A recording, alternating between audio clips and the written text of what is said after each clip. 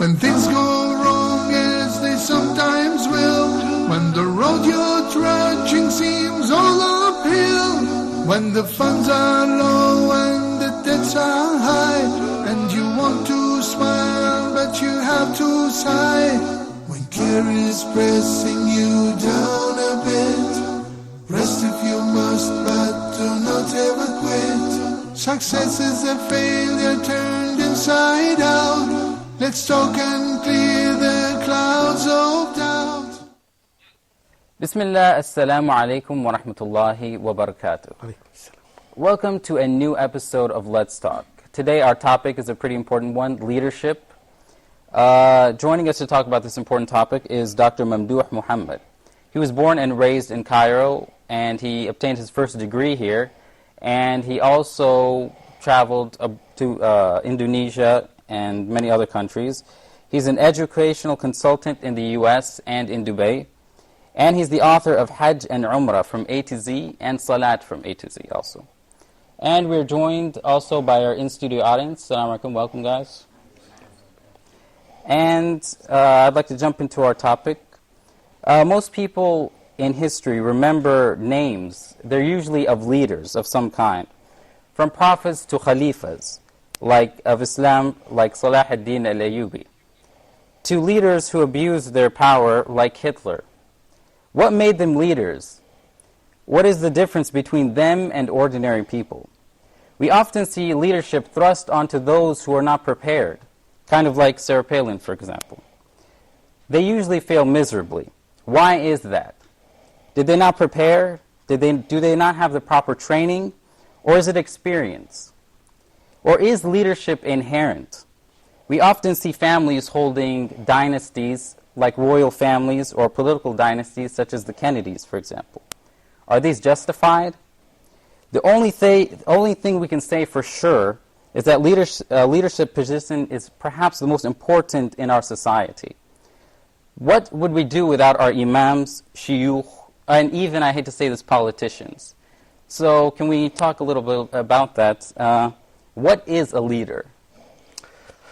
Okay, when you check the books that talk about leadership, you will find different opinions, but in a way they have something in common. For example, one definition of leadership, they say that the leader is the one who does the right thing, whereas the manager is the one who does things right. So this is one definition. Yes. Another definition is the leader is the one who has sense of direction, clear sense of direction, and he has a vision. And not only that, he would share his vision with his followers. In other words, when you ask any of his followers, you would find the follower is giving you exactly the same vision that is known and led by the leader. So this is a kind of success. Of course, it's a success criterion that the people would share the vision of the leader. So the followers have to necessarily agree with the leader? Is that what you're saying? Because when they make a direction or when they make a vision, the leader doesn't make it by himself. He makes it through his followers. He meets with them or his assistants and the representative of his followers, and they come up with this vision. So it's not one person made. It's made collectively by the people. And that's why it should be shared by all of them. It's so not something that he imposes it on them and they have to follow. No, and rather it comes from all of them together. Unless it's something divine and it is, of course, adopted and taken by the leader, and of course the followers would do the same thing. Well, I mean, when you're saying everybody, I mean, you're talking, that's pretty democratic, but it's not necessarily like that, especially in our world. Companies are usually led pretty strictly by one person. He may delegate some of his power. But these leadership positions are usually, I don't know, not necessarily the people under them usually don't have much of a say in what goes on. That's what we see in history. But the vision of an organization or a company is shared by all of them because all of them are working on it to go to that direction. That's what I meant by a clear sense of direction. So all of them should go to that direction. It's impossible to find a company that the people are working, some of them are working to that direction and the rest are working to another direction. That's what I meant by that. Okay, does a leader necessarily have to be charismatic, or is that a wrong prerequisite for leadership? It's not necessary. Perhaps he may be charismatic, not in shape, but perhaps in the way he talks, Yes. in the way he puts things together, in the way he organizes his company. Yeah, so these are all things, but it's not necessary. But it's usually we see like politicians. I mean, those are when we say what do we mean when we say leaders? Politicians, CEOs Of course, anyone, of companies. who a CEO may be a leader. Of course, a president or a king is a leader. Yeah, but it doesn't mean that every president or every king is a true leader. When we talk about the characteristics of leaders, we will see who is really considered or classified as a leader and who is not. It's not the exact position, but it is leadership in action. So what qualifies a leader then? There are many things, of course. One thing is qualified, he's visionary, as I said. He doesn't look at things that will happen just tomorrow, after tomorrow, next month, next week. This perhaps is a work of a manager. The leader would have a big vision and he's working towards it. It's a 20-year vision or a 30-year vision or a 100-year vision.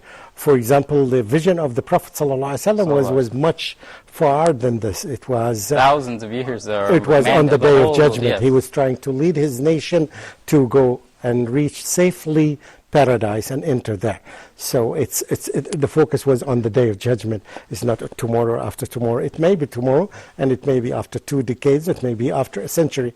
But he's leading people towards this vision. His vision was focused on Ad-Dar al-Akhirah, not this Dar that we are living in later life, not just this life that we are living. And perhaps no other leader in the world, we know that he focuses on that far vision. Yeah, they usually focus on their next 5-year plan or 10-year plan or something. At most, you know. When are they going to get elected again, or when's the next election coming up? So being visionary is one quality of leaders. There are many other. They think globally. They don't think just on the local level. And you can see this. There are many examples in the history of the Prophet ﷺ. You know that even when he was opposed by his enemies, and he never went outside Arabia, but he was thinking he sent some messages to the leaders of the world, to the Roman leader, Heracles, and he sent it to Bahrain, and he sent it to many. So he was thinking globally. And when you examine the hadith of the Prophet ﷺ, and what he said that, for example, he was thinking of the issue that may solve the problem of global warming nowadays, the lack of plantation. So the Prophet ﷺ encouraged not just his people, but all the people in the world, saying that whoever has a plant or whoever plants a seed or a bush, that people will benefit from it, or animals would benefit from it, or even a bird would benefit from it, it will be considered as an act of charity.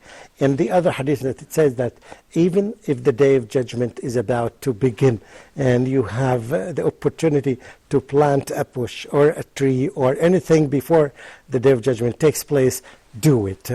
And this tells you that he's thinking globally, not just in Mecca and in Medina and around this.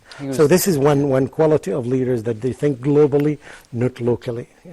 So, I mean, a small leader, perhaps, okay, we're talking about a manager of a small company. How does he think globally? I mean, it's a very local position. There's or a local imam, for example. Okay.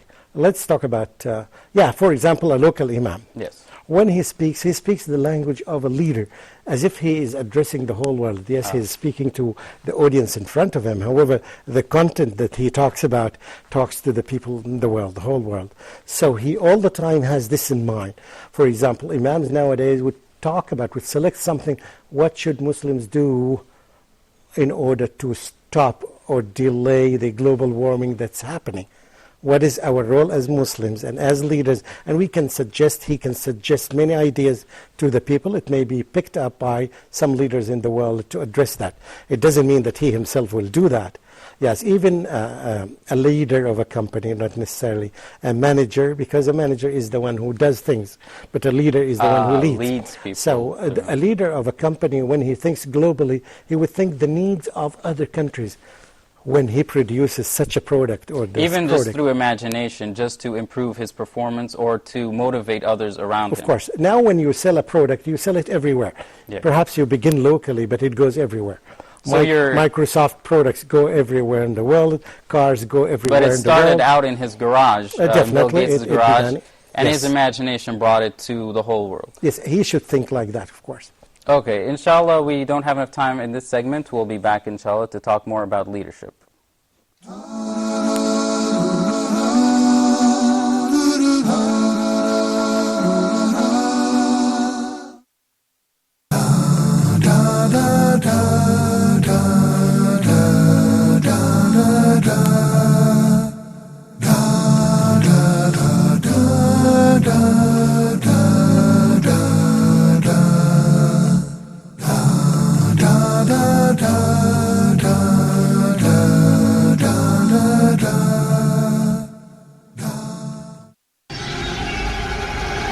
Dear viewers, Hoda programs can be watched in the English section of the in-flight entertainment directory on board all Saudi airline flights, domestic and international. Sit back, relax and enjoy watching Hoda's entertaining and enlightening shows on your trip. Hoda wishes you a safe and successful journey. Hoda, a light in every home.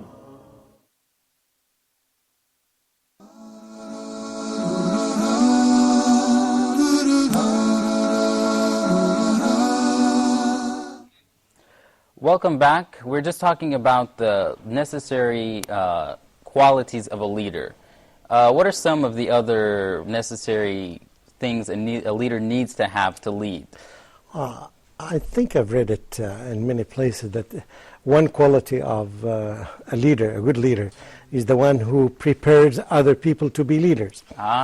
Some people say create other leaders. Of course, they don't mean okay, but a creation, teacher, but okay. Yeah. But is that necessarily a leader? Maybe he's teaching people to lead, but no, he's leading. not just teaching them. He's giving them some opportunities where they can exercise and practice some roles of leadership, and gradually when they grow, they become leaders. And you can trace this in the life of the Prophet ﷺ when he appointed Usama ibn Zayd at the age of 17 to lead an army. Of pretty huge of responsibility Muslims. for a young yes, person. Yes, of course. So this is an example of that. He used to give some role for this companion or that companion, and in this way he gave them opportunities, and that's why they led the whole world.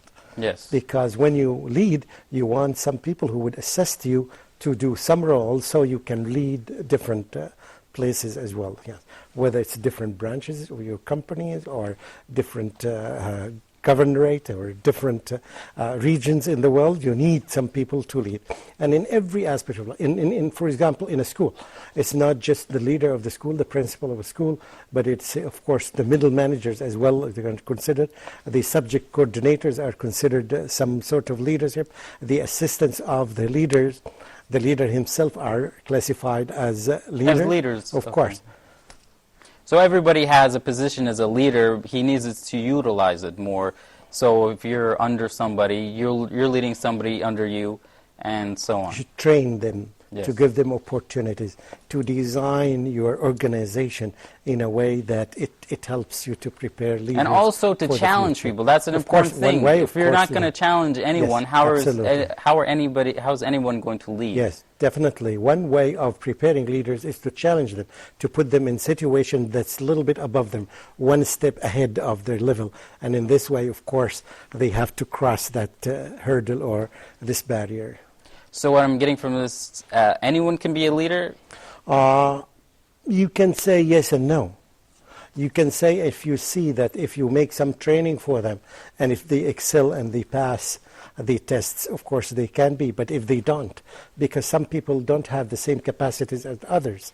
So not everybody, but everybody is born perhaps to be a leader if he or she is given the opportunities. But when you give the opportunities to people and they don't utilize it in the way that should be utilized, of course they fail it. You try again and again, but everybody sometimes has a specific limit. And these IQ tests sometimes would help you or would give you some indications that this person can be a successful leader or not. IQ tests? So some companies I think have those, but I don't. It's not really a. I think it's more of. It's one way that would give you indication. Hypothetical. It's not. No, it does. It does have some benefit. Yeah. You would find, for example, most of the leaders, even in the United States, they used to get very high IQ. I remember Kennedy was one of them, although he. But used he also to fail failed in mathematics. miserably in school. He was horrible in school. He got really bad grades. But schooling is not everything in life. Okay. And one example of is Microsoft, for example. Yes, Bill Gates. Bill Gates is one example. He left the whole schooling system. He left the university, and after a few years, he was leading all his professors. All his professors were working with him. So success in a school is not all the time an indication to be a leader. So it was like one of the characteristics of a leader, some sort of rebelliousness then? I wouldn't use this word. He was sort of rebellious. He didn't complete unless you rebel against something bad. This is the quality of a leader. Of course, the quality of a good leader, he rebels against anything that's bad. That's bad for him. Because he's looking for justice. And this is one of the important qualities that sometimes we don't see in the leaders of nowadays. Whereas when we see it in the model of the Prophet ﷺ, one of his main objectives, as of course he was instructed by Almighty Allah, is justice and to spread peace. So how should a leader behave towards his followers? What is some...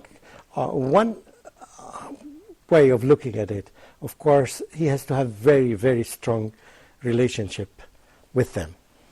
And one quality is to know the specific characteristics of each of his followers. Because if you know that this person excels in this aspect, so you should utilize this and give him tasks that are related to this. And that's why he would give a job to Abu Bakr as-Siddiq radiallahu anhu, and he doesn't give the same job to Umar ibn Khattab or to Ali, because he knows the quality of his companions. And based on this even, when you know the quality of the followers, you can give the advice to this person that may look different from the advice to the other person, because according to his own needs and his own qualities, he needs this specific advice and not the other advice. So we're talking about delegating. This is before that. Necessary. Delegation is another thing to prepare leaders. You have to delegate to authorities. If you put all the authorities in your hand, definitely you will be a dictator. And we've got plenty of those. It's enough. How do we pick leaders? Yeah, we're talking about dictatorships. I mean, a dictator, he fights his way. I mean, he kills and does whatever he can to become a leader. What is the proper way to choose a leader? Of course, selection. When you elect some people and you select some people and you start voting, I'm not talking here about, of course, prophets and messengers, because they are already selected They're by selected Almighty by Allah. Yes. They are the best human beings. Yes. And history itself proves this. If you see the Prophet Muhammad ﷺ without calling him a messenger, right, without knowing that he's a messenger, you would know from his lifetime that or from his acts that he's a leader. For example, and it was divine. It wasn't something.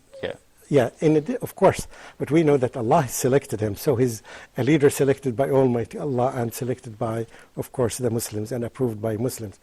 But the way we select leadership is this now. In every organization, we select a person. We know this person is better because the way he conducts things, the way he manages, the way he organizes things, the way he deals with people. So you find that this person is beloved by his followers, and this is maybe, of course, one aspect that would make him a good leader. Then you find other aspects, and he's selected from other organizations as well. And in every ministry you would find this, and on a higher level they would do the same thing. But of course, nowadays, if you example. Go ahead. Yeah, if you have the money, there are many negative things that affect. Yes. If you have the money and you make a very wide campaign, and everybody hears about you, and they don't hear about the other person who may be more qualified than you, right, to be a leader. But you use your money, and in this way they abuse. And that's why most of the politicians in the world do. Are wealthy, yes. Of course, they make the campaign, and they make all these meetings and interviews, and they spend a lot of money so that people would know them. And they get the job because people started knowing them without examining their qualities and characteristics. Well, can we say that, because they have this money, they were leaders in the first place by gathering their wealth, organizing, using their wealth to attain a high position, such as a leadership position? I'm referring in particular to the politicians. Yeah. I'm not referring to a person who owns a company because it's his money. No, Yeah. I'm talking about politicians. Politicians using their money and wealth to and using the not money of necessarily other people their as well. skills, They get yes, them, of yeah. course. And even they would borrow money from some rich people, and they would use it in campaigns. And when they, of course, get power, they can pay it back in different ways, as you know. and They give getting some a little privileges payback, to yes. other people. Okay, inshallah, now we're going to go to our audience for some questions. Anyone have any questions? No. Okay, go ahead, inshallah. Assalamu alaikum. Alaikum assalam. My first question, Sheikh, is can you share some benefit for the audience in regards to a statement of the Prophet sallallahu alaihi wasallam that is found, I believe, in the book Sharh Sunnah from Imam Barbahari, in which it is reported that the Prophet sallallahu alaihi wasallam said, "Obey your leader even if he beats your back and he steals your wealth." Could you please shed some light on the importance of why the Prophet said that to the Ummah? Yeah. Bismillah ar-Rahman ar-Rahim. Of course, when we talk about leadership, we talk about a leader, we talk about followers. If the leader commands his people and they don't follow him, so what is the benefit? There is nothing going to be achieved unless the followers would obey their leader.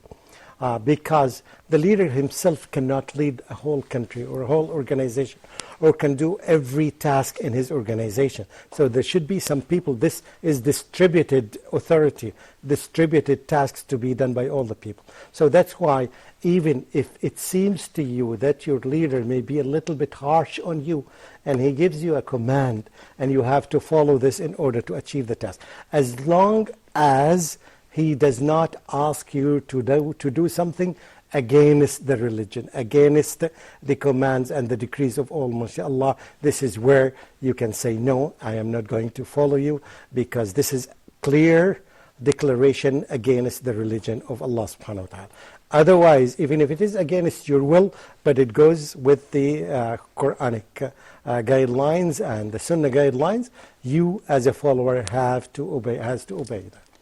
So what is a good way to correct our leaders? How do we set them on the straight path when, we don't want to cause trouble, say the leader, he's straying a little bit. Oh yeah. How do we put him on the straight path without, stepping on his shoes? Very good.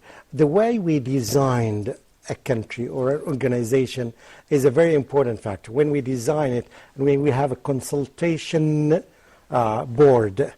And this consultation board that meets with the leader, whether they meet them on weekly basis or monthly basis, when they meet, they should do that. And there should be a way of evaluating our leaders. Let's say that there's a way we do this evaluation on yearly basis or on every 2-year basis. We evaluate, and based on this evaluation, if he didn't perform well, we say that goodbye and we can select another one. There is no leadership for forever unless he's a messenger of Allah subhanahu wa ta'ala. And this way we submit to that. But if he's selected by human beings, and we selected him for some reasons because he excelled in many things, but in action, when we saw him doing in action, he didn't do a good job, we'll say that thank you, did a good job, we'll put you aside, we'll select a better person than you. But this is when it happens in reality. When a person comes to the second term, he would try to improve his image in the last few months, and he would try to use and abuse the media to make him a better person, to polish him. And a lot of people are deceived by this. And perhaps even the selection of the consultation board or the consulting board is not very well done. When we select the leader, we should also select those people who would give him advice, because if they are bad, or if he is the one who selected all of them, of course he would select perhaps his friends or the people who are close to him, right?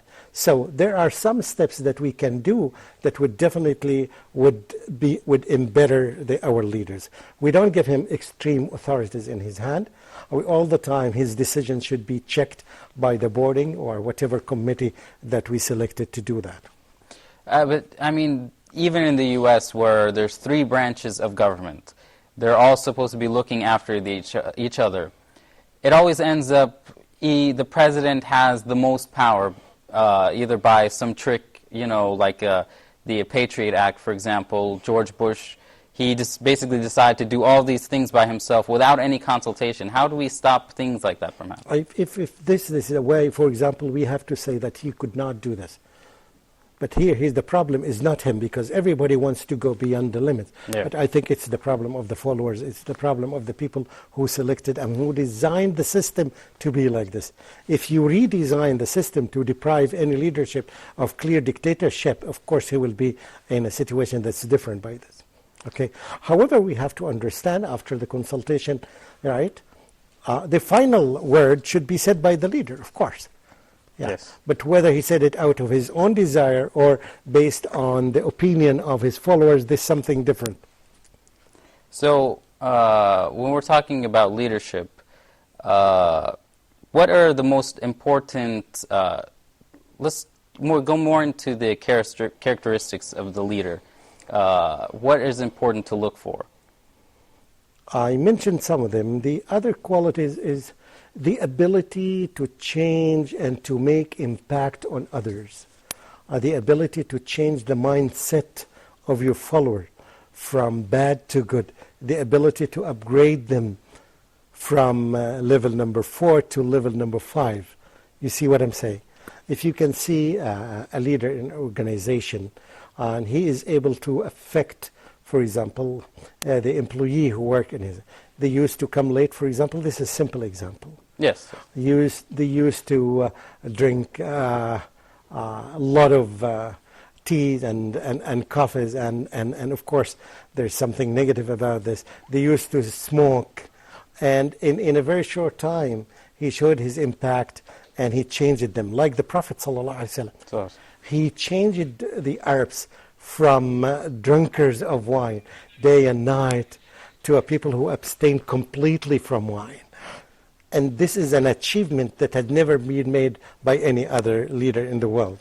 You can see in the West when they, in 1932, when they tried to stop people from drinking wine, you know what happened in the Prohibition period.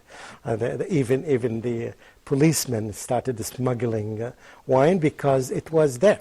And whereas in the time of the Prophet ﷺ, when the companions knew the news, they dropped the wine from their hands immediately. You see such an achievement of a leader. If you see a person like him is affecting the employees, is affecting the people who is under him in a positive sense, definitely he has the quality of one quality of good leadership.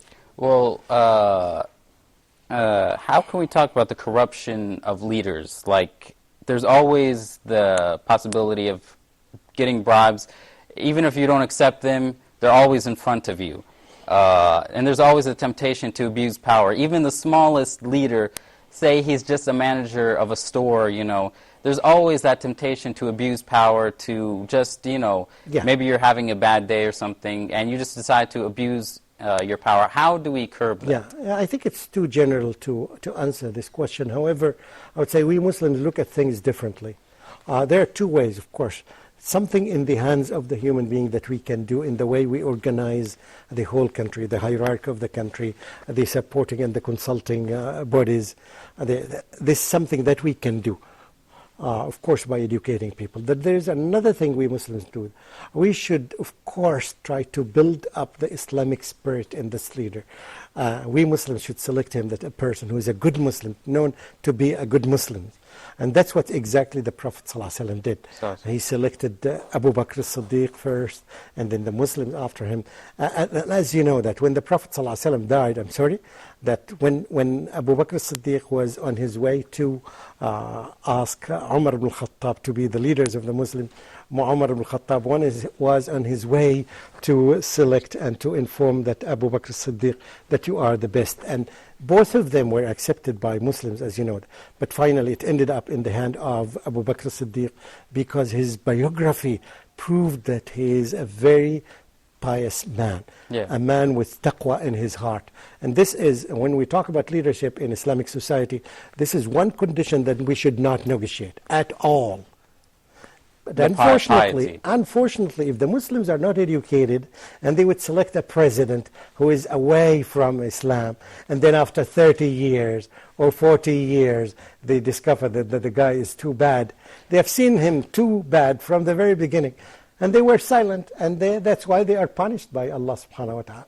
They didn't make the right selection from the beginning. Well, we don't see the criteria of selecting a leader in an Islamic country that he should be a pious person with a very nice biography and history. We don't do this. But after a few years, It's usually the person who wants it more, though. That's the problem. Yeah, or if the person has the power, for example, if he's a military person and who has the power in his hands, people are forced to accept him. This doesn't work in Islamic society at all. Strong arming, yes. Okay, that's all the time we have in this segment. Inshallah, we'll be back for more.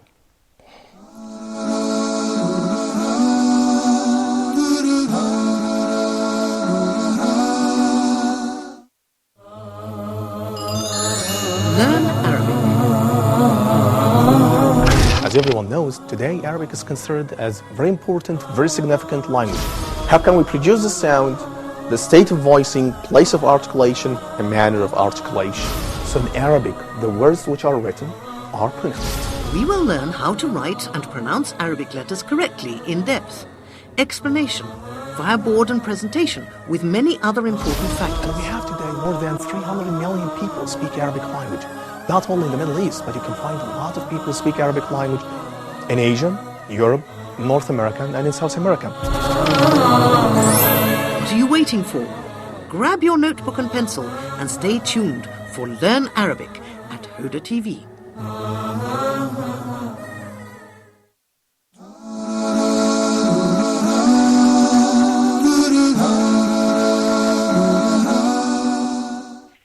Welcome back. Thank you for staying with us. We have a new guest in our studio, Abdus Salam. Assalamu alaikum. Wa alaikum salam wa rahmatullahi wa barakatuh. Abdus Salam is a student here in Cairo, and he's also a pretty good nasheed artist. I think he has some recordings on Huda, right?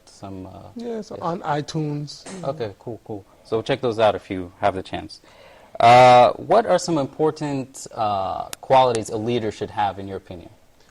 Well, like the brother was saying earlier, taqwa.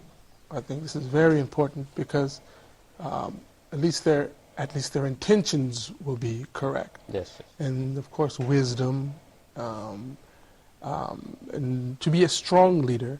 But going back to their intentions, you have some leaders that exhibit selflessness, and then you have others who exhibit selfishness, selfishness. So it depends on, what their intentions are. Do they want to serve themselves or do they want to serve the people? We often find some leaders, and especially, nowadays, that they're serving themselves. They're like a wolf looking after the sheep, We need a leader. The wolf leading the sheep, that'd be, Yeah, they're not even leading, but it's their job to look after them. Yes. But hey, I'm a wolf, right? And I'm going to devour these sheep, Yeah. So we need a leader who is actually, their job is really, the leader is the servant of the people. So maybe a leader should also learn how to follow the people who he leads. Follow their advice. Well, I would say, follow their advice and look after their needs. Like if your followers need food, then as a good leader, you would provide them with food. If they need knowledge And even sometimes you would have the foresight, as the brother was saying earlier, to see what they need and to, you know, anticipate their needs as well. So we see leaders nowadays, they get so disconnected because automatically nowadays, for some reason, leadership comes with money, of course. That's like, I don't know why, that's any leadership position seems to come with money. And money, of course, it corrupts everyone almost. You know, there's very little of us who aren't corrupted by that. How do we combat this? How do we deal with this? I don't know, but in my small opinion, taqwa. Yeah. You know, if we can't have this money forever, we won't have that position forever, or they won't have that position forever. If they have belief in Allah and a belief that they have a responsibility to fulfill, and that their position is not a position for them, but it's a position to take care of the people. Which is what a leader is automatically supposed to be doing anyway. Yeah, because if, as I said, if you design the system how to inspect leaders and how to check their accounts and how to see what's coming to them, and the companions did this. Umar al-Khattab used to say that if any governor wants to come to Medina, he would come by day, so we would see exactly what his camels carry with him. So we see what I'm saying. There should be a system, there should be a way to check the money that's coming to him and the money that's going out. And this can easily be done. Yeah.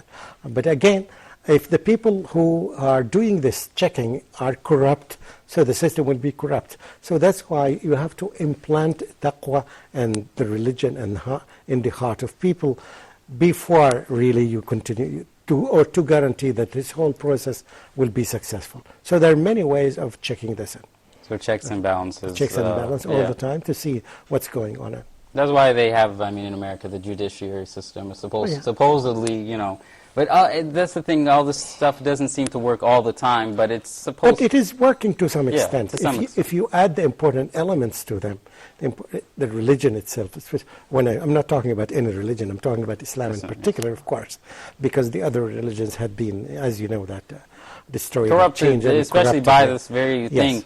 The leader's always like the Pope. Definitely. He's very, very wealthy. He lives in a huge palace. He's completely disconnected from his followers, who he's supposed to be leading. He has no idea what they're going through, which is why, you know, I think he forbade birth control when, you know, that's something important, especially in third world countries, which a lot of Catholic people are from third world countries. It's a very important thing. But he forbade it without thinking about what his people need. Yeah, because perhaps he, in the beginning, he declared that he's a secularist. He didn't declare that he's a Muslim. Are you referring to a specific one? Oh, yes. Well, Pope John Paul, I think. The Pope, okay. Yeah. That's what I said, the Pope. Yeah. Okay. So this is 100% against religion. Well, I mean, it's what I'm saying is he made a religious decree. Yeah, I'm just talking about, you know, how leaders abuse their power. Abuse their power, yes. This is an example. But can we go to the audience for some questions? Assalamu alaikum. Alaikum assalam. Yeah, I just want to tell you what a great job you guys are doing. Oh, thank you. Yeah, and my question is that, is it true that it's stated in Islam that, and the people, they get like a leader that they deserve?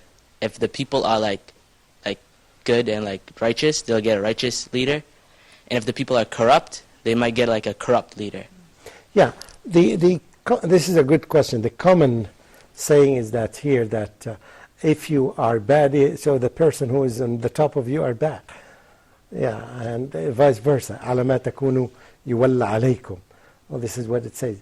Of course, because he comes from us. So if all of us are smokers, and we're going to select one of us to be our leader, he will be a smoker. Yes. Right? So it's very simple. So people should understand, if all of us are good people, and they're going to select a good person because he's from us. And vice versa, if we are bad, so he will be bad.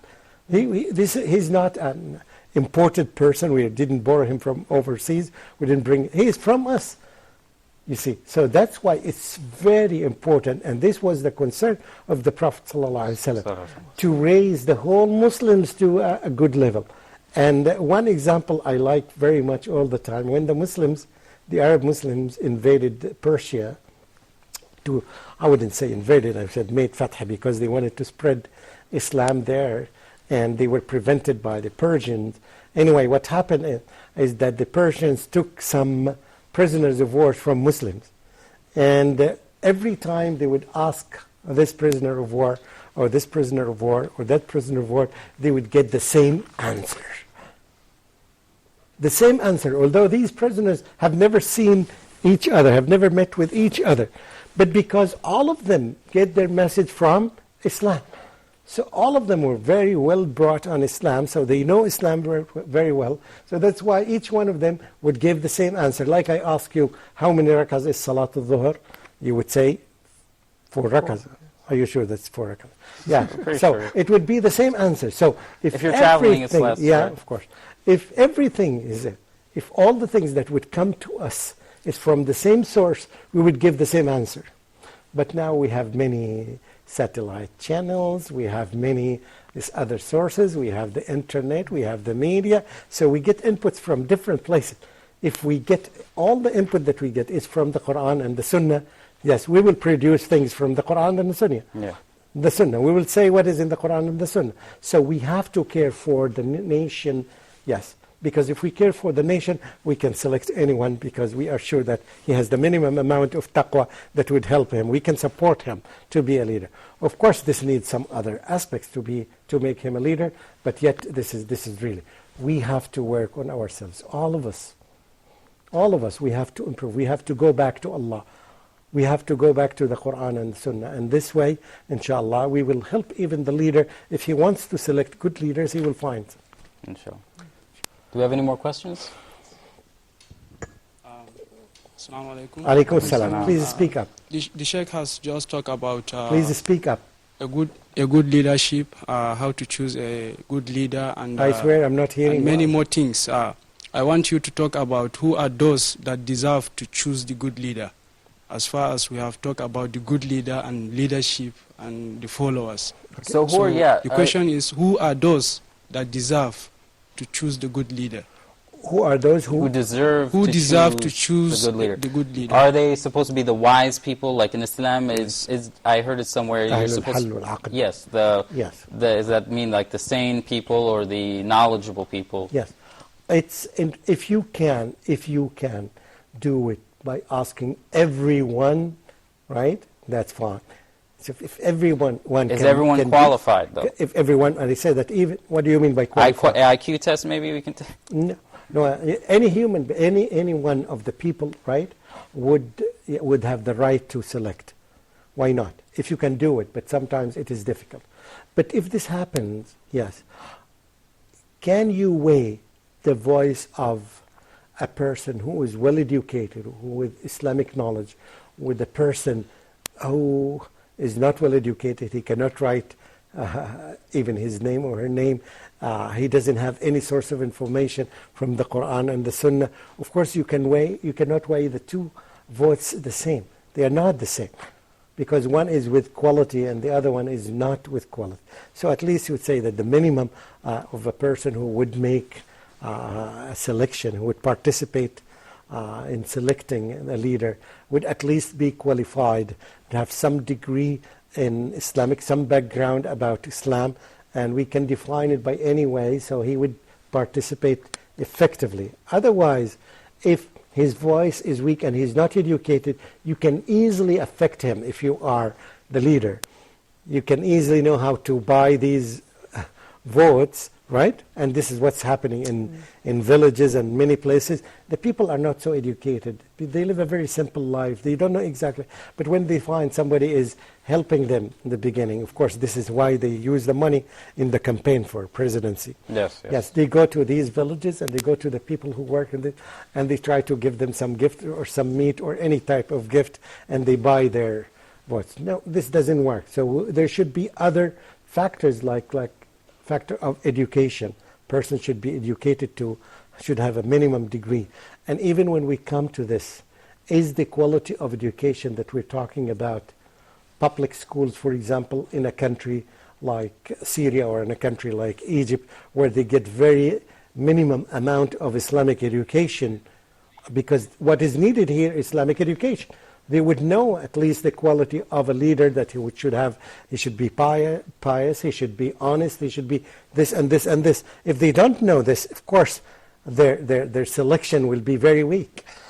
But doesn't this create some sort of elitist attitude, especially even no matter how pious the person is? Yeah. If you're saying this person doesn't deserve to have a say and these people do, the people who do are automatically going to have a bigger ego. They're going to feel proud of themselves. It's only natural. It's not natural. I say if there is a way that you can take all their opinions, that's fine.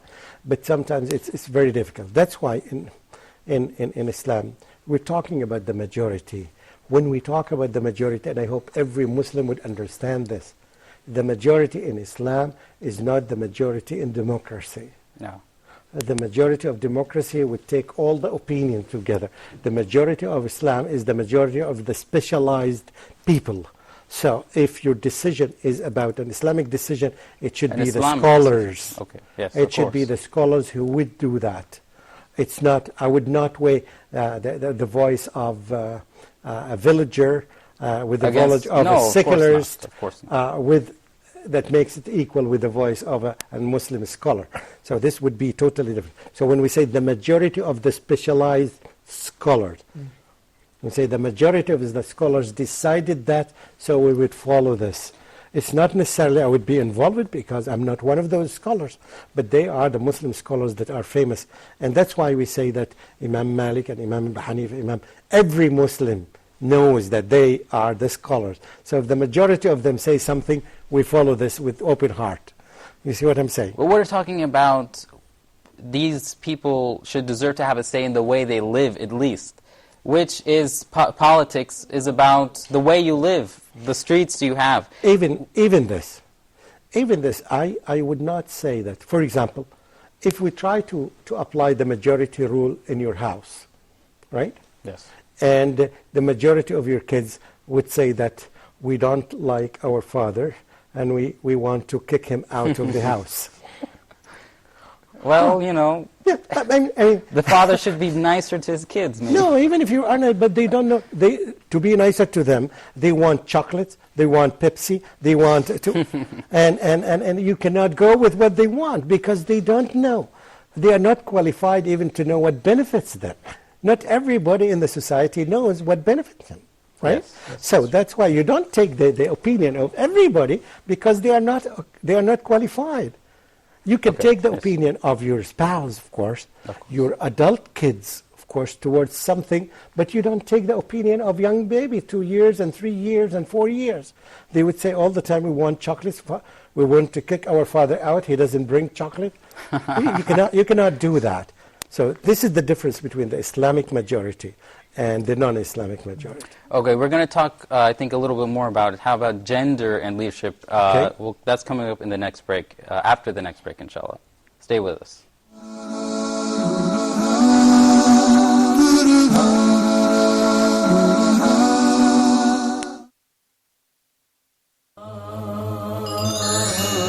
Ark of Noah. I'm going to be mentioning the significance of the Ark of Noah. Knowledge is the essence of everything. Once you get the knowledge, then it generates the desire and the motivation, and then it brings about the action. And we're going to be discussing the state of the Ummah and the division which unfortunately has appeared in it, and the methodology of trying to arrive at the right path. Your system of knowledge or your system of motivation are hit by any of these threats, you will definitely go astray and you will be suffering from a disease in the heart. We're also going to be discussing what Allah wants from us. How can we make that? Allah gave us the revelation. So Allah subhanahu wa ta'ala is addressing first and foremost the companions. If they believe in what you have believed in, then they are guided. So the real guidance is what the Prophet ﷺ and the companions were upon. Join Sheikh Mutassim in the program Ark of Noah and discover the answers to these questions.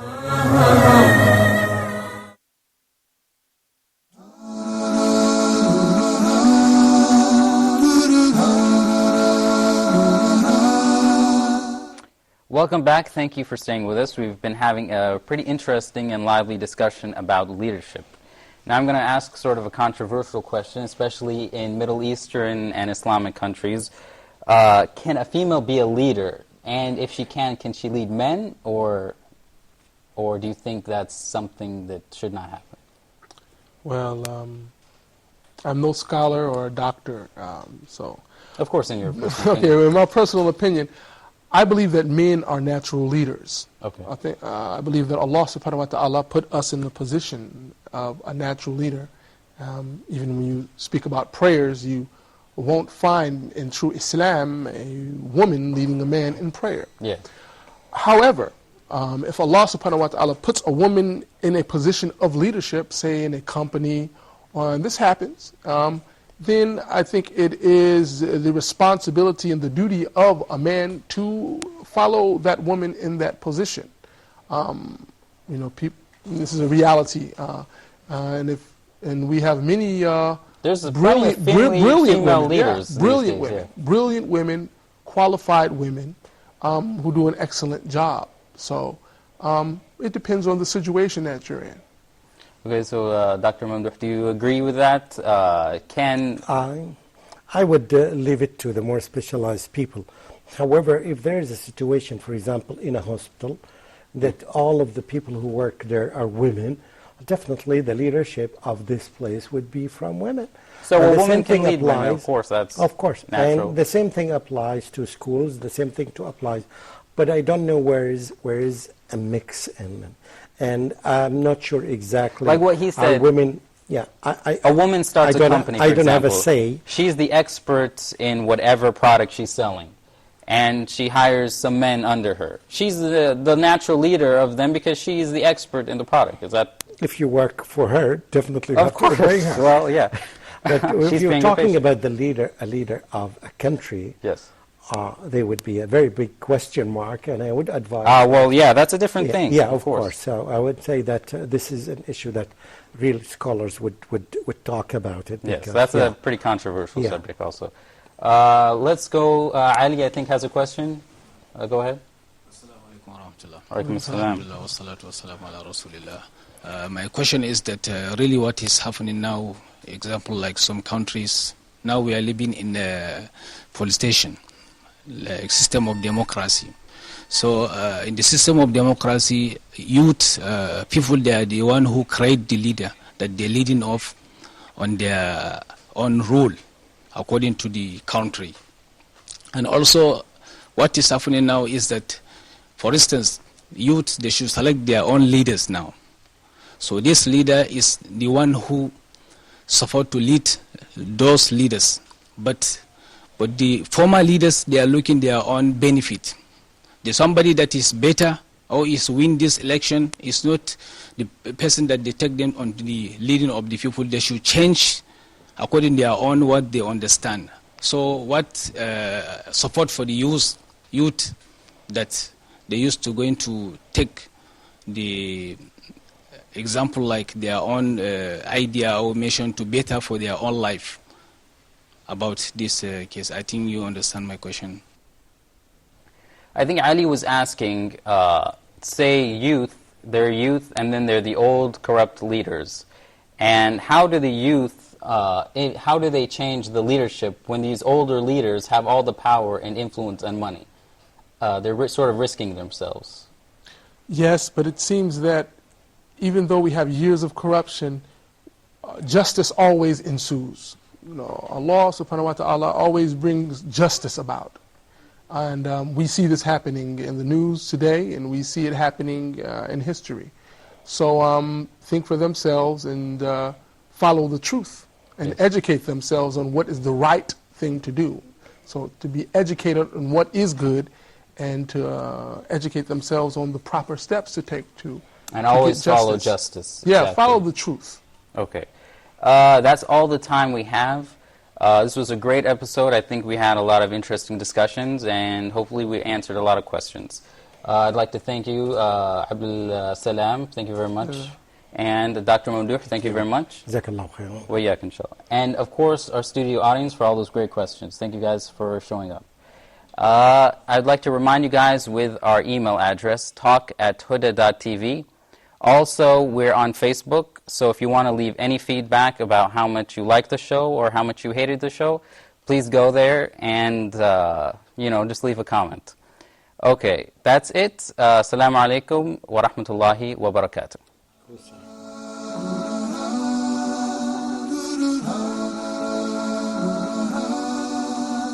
When things go wrong, as they sometimes will, when the road you're trudging seems all uphill, when things go wrong, as they sometimes will, when the road you're trudging seems all uphill, when the funds are low and the debts are high, and you want to smile but you have to sigh, when care is pressing you down a bit, rest if you must, but do not ever quit. Success is a failure turned inside out. Let's talk and clear the clouds of doubt. Success is a failure